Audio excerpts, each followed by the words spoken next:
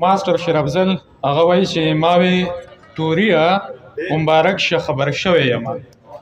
ما وی توریا مبارک شه خبر شوی یم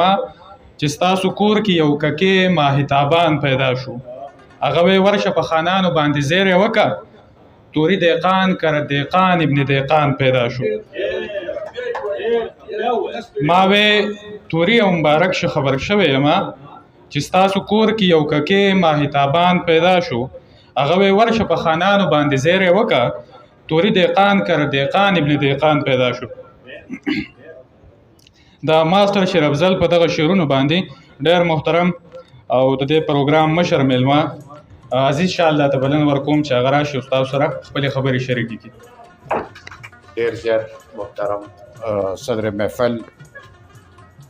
جناب ډاکټر زبیر اوقاف صاحب و، ډېر زیات محترم ناموس خان صاحب و، او د دې محفل دا ټول کسان او خاص کر د اواز ملکن د دې ټولې ټولنې او دلته چې کم شاعران ادیبان او د شاعران د غیر هم کم کسان ناست دي او چا دا پروګرام ته دا دومره وخت ورکړو دا دومره ځای ورکړو ډېره زیاته مننه. ما خو ټول عمر زه خو د یو مزدور زوی یم، پلار مې د یونین کونسل سیکرټري او ځان ته به مزدور وي او چېرته هم داسې دلې شوي چې یاره هغه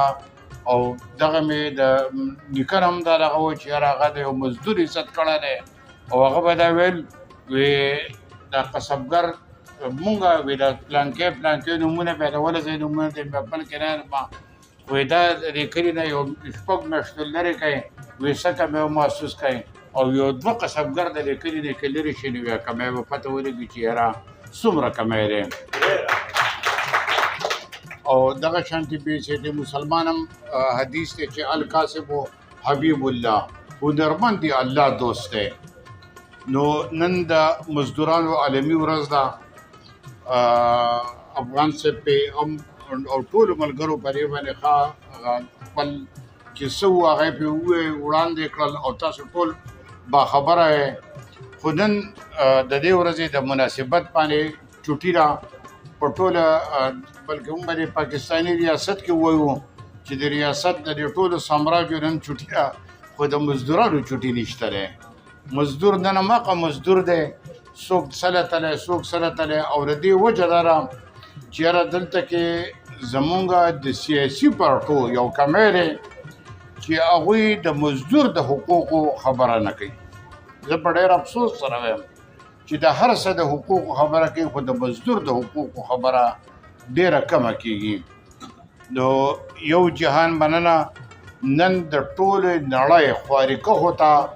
پښتون او سور سلام. نن د ټول عالمي سامراج مرداباد او د دنیا ټول مزدوران دې متحد شي. والسلام. یو جهان مننه ستاسو د ټولو.